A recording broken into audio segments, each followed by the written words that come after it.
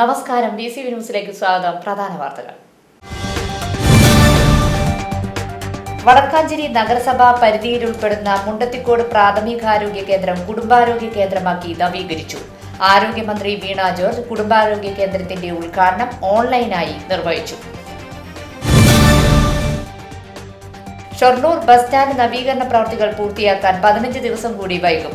മലിനജല ശുദ്ധീകരണ പ്ലാന്റിലേക്കുള്ള പൈപ്പിടൽ പ്രവൃത്തികൾ പൂർത്തിയാകാത്തതാണ് ബസ് സ്റ്റാൻഡ് നവീകരണം പൂർത്തിയാക്കാൻ വൈകിയത്. ജനുവരി അവസാനത്തോടെ പ്രവൃത്തികൾ പൂർത്തിയാക്കാനാണ് നഗരസഭയുടെ തീരുമാനം. കൊടുങ്ങല്ലൂർ ഷൊർണൂർ സംസ്ഥാന പാതയിൽ വാഹനങ്ങളുടെ കൂട്ടയിടി. വടക്കാഞ്ചേരി ലാമാസിയ സ്പോർട്സ് ഹബിന് സമീപമാണ് വാഹനങ്ങൾ കൂട്ടിയിടിച്ചത്.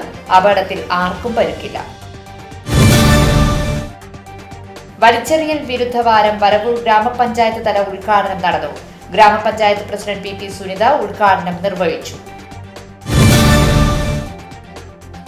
കുമ്പളങ്ങാട് പാടശേഖര സമിതിയുടെ നേതൃത്വത്തിൽ കൊയ്ത്തുത്സവം നടത്തി. വടക്കാഞ്ചേരി നഗരസഭാ ചെയർമാൻ PN സുരേന്ദ്രൻ ഉദ്ഘാടനം ചെയ്തു.